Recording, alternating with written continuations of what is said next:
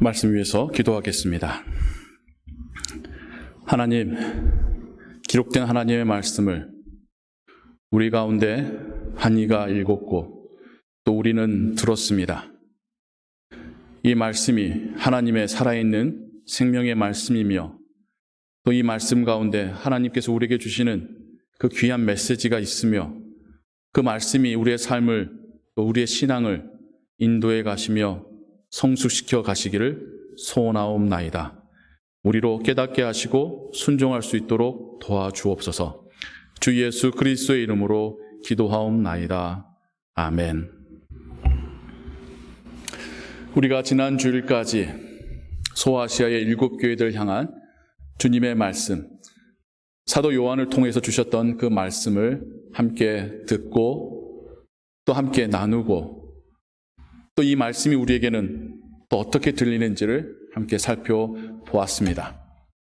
그 7교회 시리즈의 마침이며 또 그 다음의 이야기의 시작점으로서 오늘은 하늘나라에서의 예배를 여러분들과 함께 또 보며 들었습니다.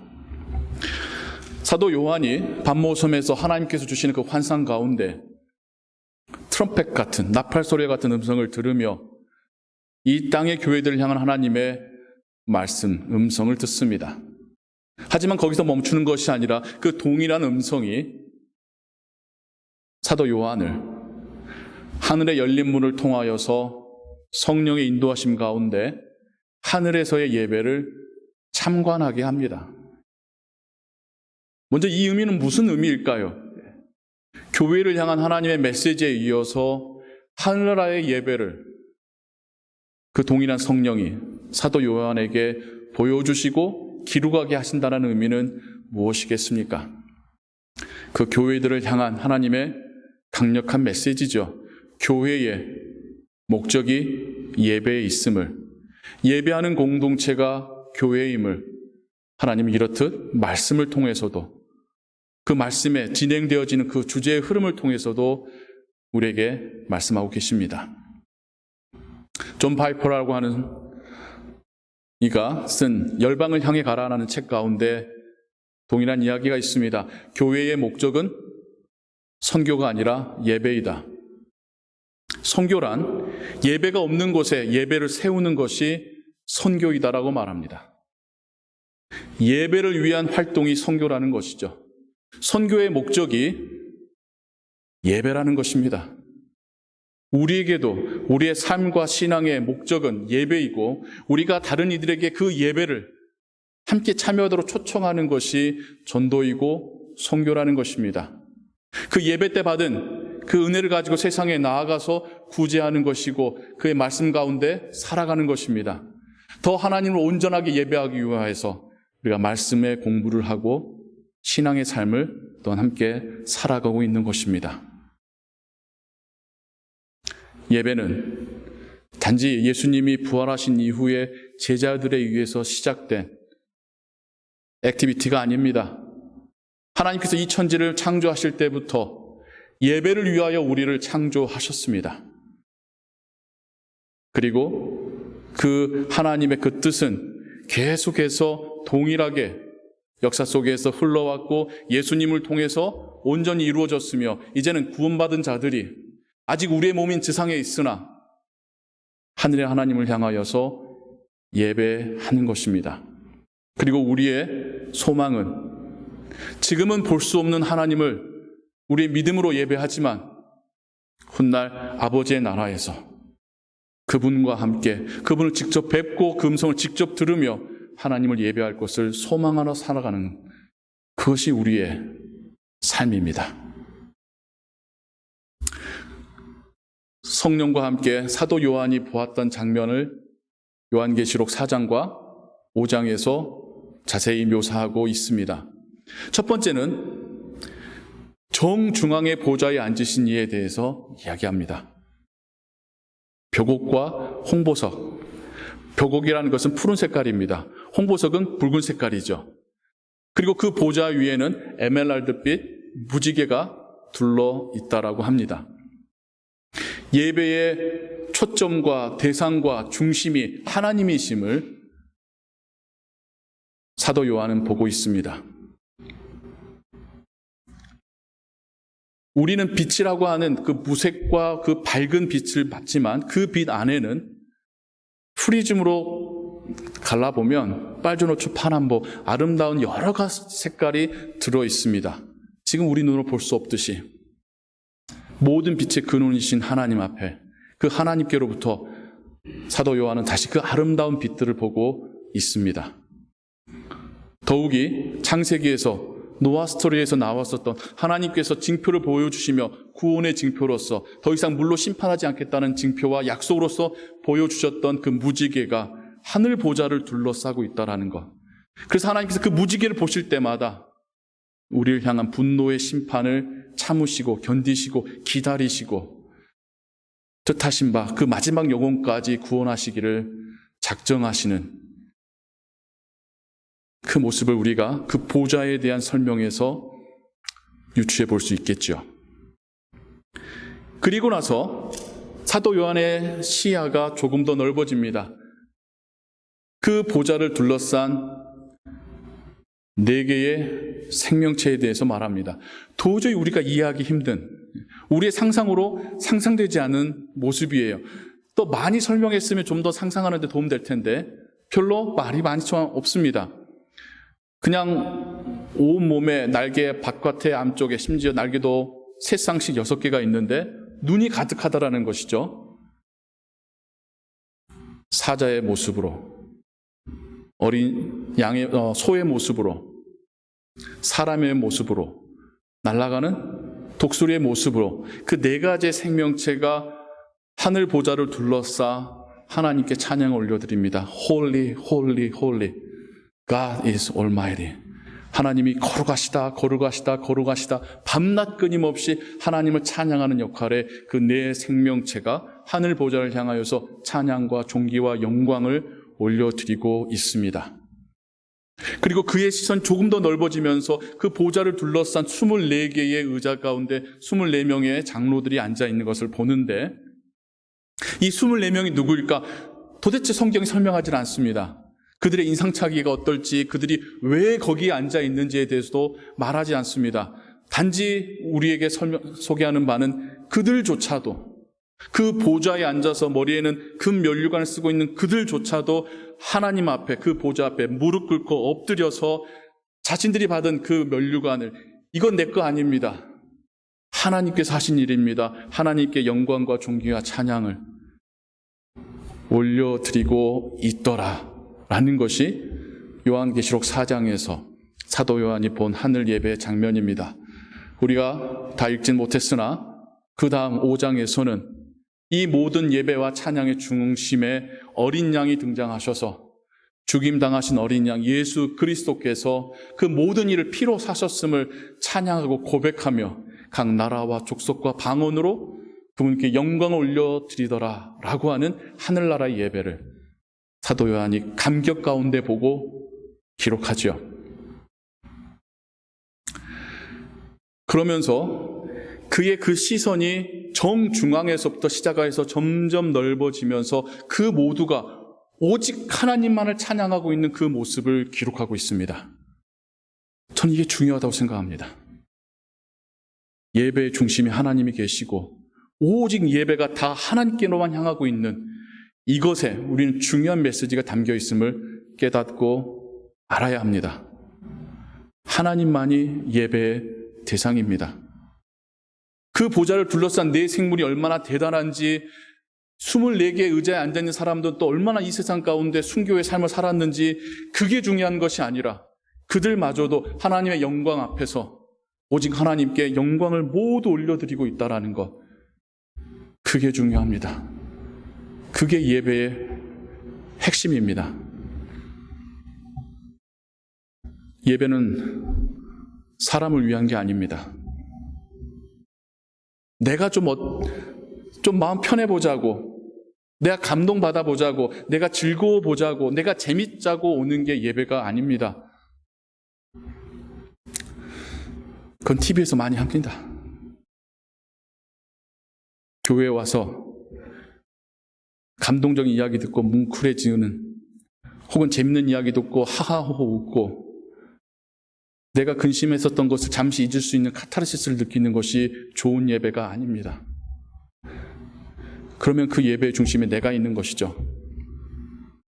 내가 느끼는 감정으로 내가 오늘 예배를 잘 드렸다, 그렇지 않다라고 판단하고 있다면 그 예배의 중심에 하나님이 아닌 내가 있는 것이죠. 예배는 나를 위한 게 아니라 하나님을 위한 겁니다.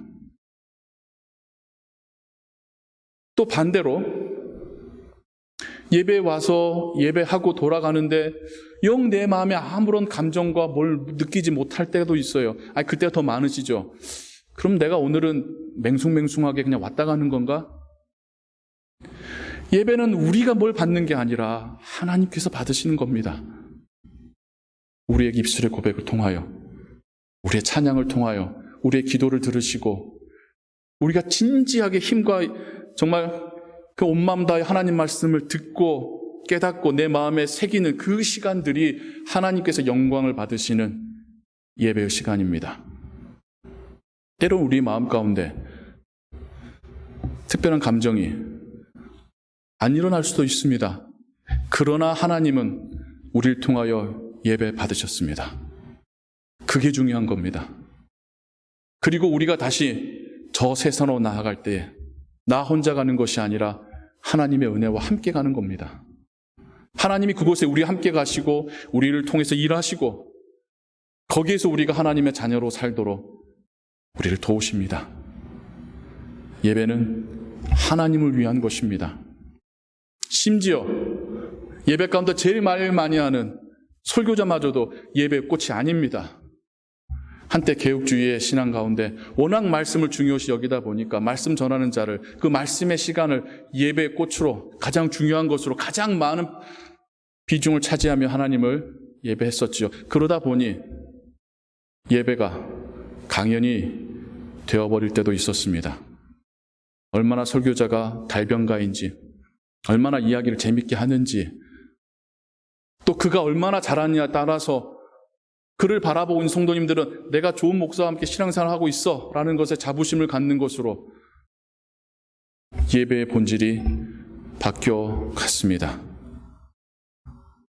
예배 가운데서는 오직 하나님만이 영광을 받으셔야 합니다. 설교자도 자신이 드러나는 것이 아니라 예배 참여하신 성도님들이 하나님을 생각할 수 있게끔 도와야 하죠. 하나님이 나에게 말씀하신 것처럼 들을 수 있도록 도와야죠.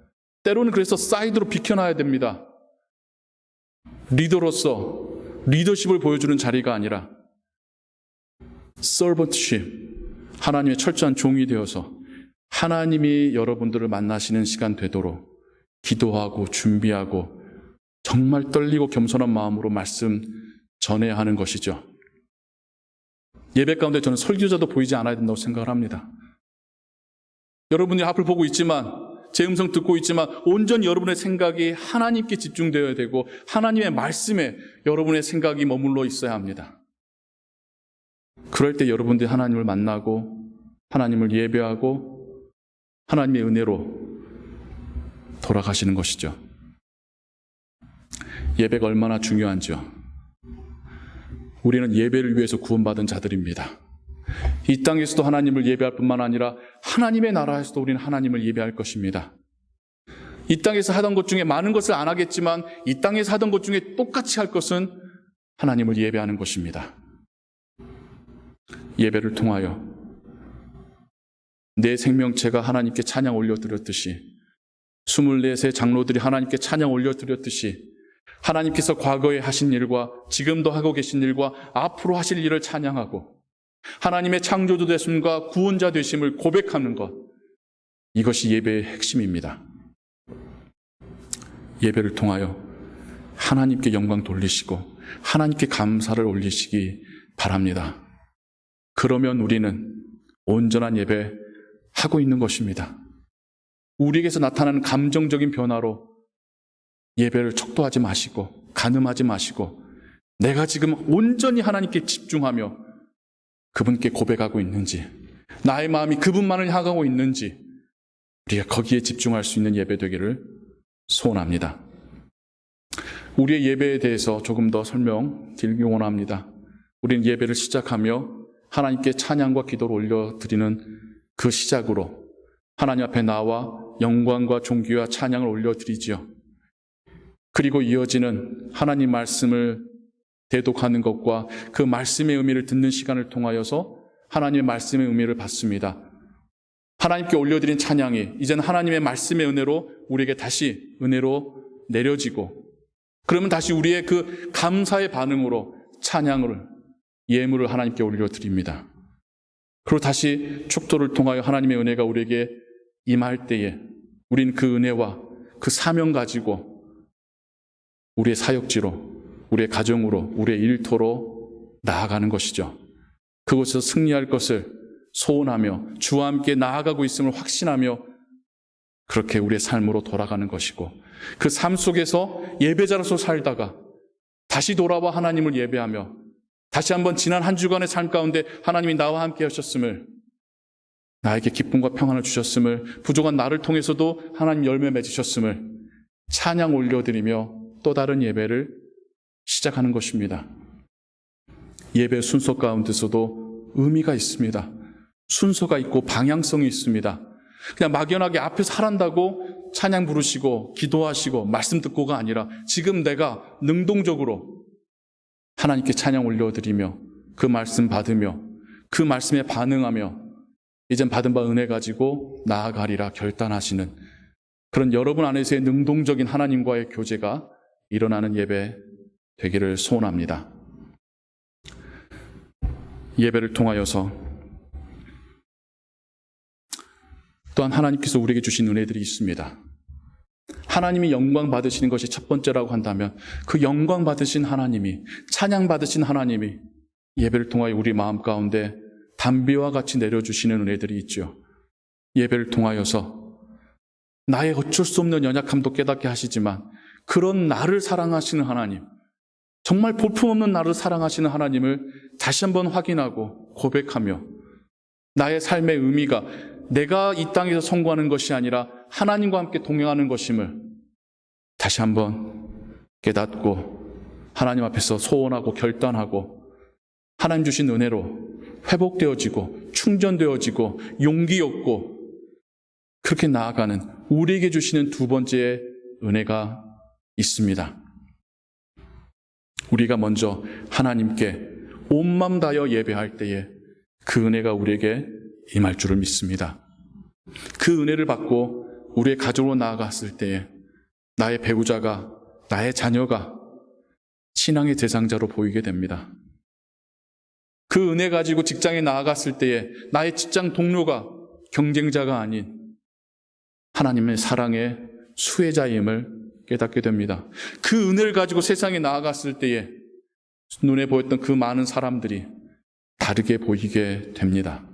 그 은혜 가지고 살아갈 때에 내 삶의, 내 인생의 성공 여부가 세상적인 기준이 아닌 하나님과의 동행했느냐의 여부였음을 깨닫게 되며 하나님의 자녀 모두는 이미 이 땅 가운데 승리한 자들임을 고백하게 됩니다. 우리 모든 하나님의 자녀들의 인생이 가치가 있고 하나님 앞에 소중하며 하나님께 영광 돌리는 삶이라는 것을 깨닫게 됩니다. 그래서 그 삶과 예배로 우리가 사랑하는 사람들을 초대하고 함께 하나님을 예배하며 함께 그런 삶을 살아가기를 소원하게 되는 것이 자연스러운 변화이겠죠. 소아시아의 7교회들 뿐만 아니라 이 땅의 모든 세대의 교회들을 향하여 하나님께서 주시는 메시지입니다.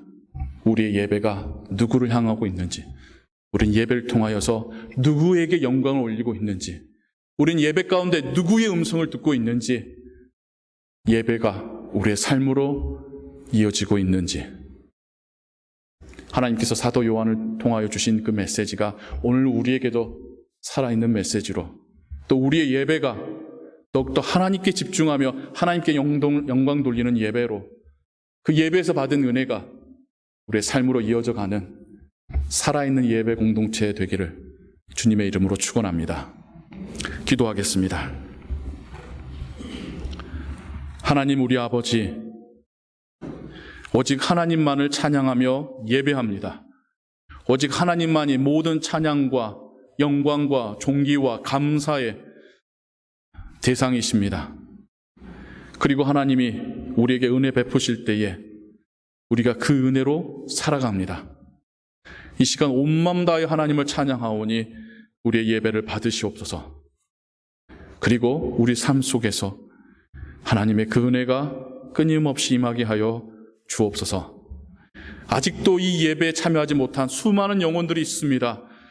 그들을 예배로 초청하는 우리가 되게 하옵소서. 그들도 이 땅에서의 예배와 하늘나라에서의 예배에 함께 참여하는 자가 되게 하여 주옵소서. 모든 영광 감사 오직 하나님께만 올리옵고 주 예수 그리스도의 이름으로 기도하옵나이다. 아멘.